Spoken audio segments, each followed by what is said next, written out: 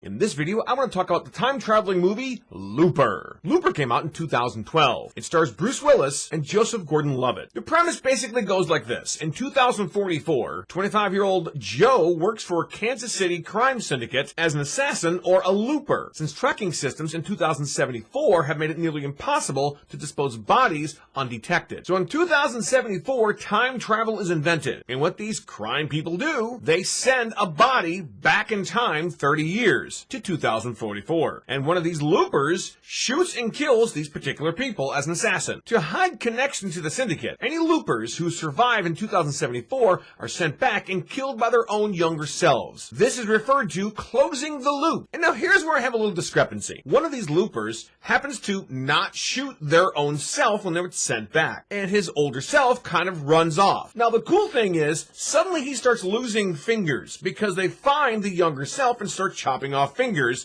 and his fingers disappear. Then his legs disappear, and he can't drive somewhere. They end up killing the older self. But my question is, wouldn't that make him kind of impossible to live to the older self to begin with? To me, it's kind of a plot hole and a very big time paradox. He's not going to be able to live to see himself die. You know, it's just weird to me. I thought that was kind of dumb. And the other interesting thing about this is, older Joe grows up, finds this woman, and marries her.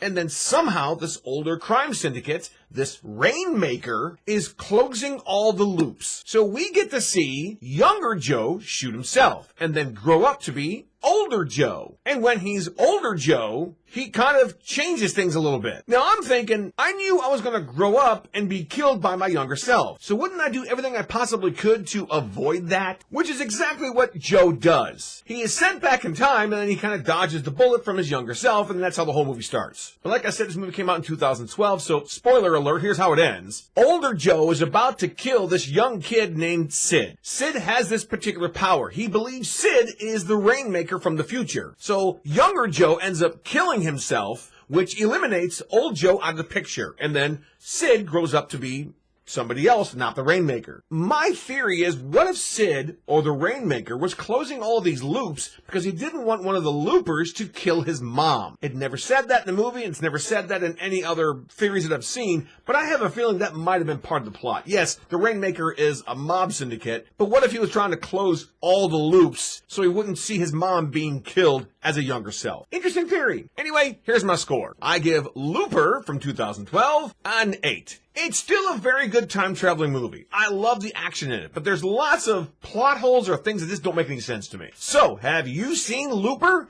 If you have, leave your comments below and let me know because I'd love to hear from you. That's all for now. Thanks a lot for watching. Bye-bye.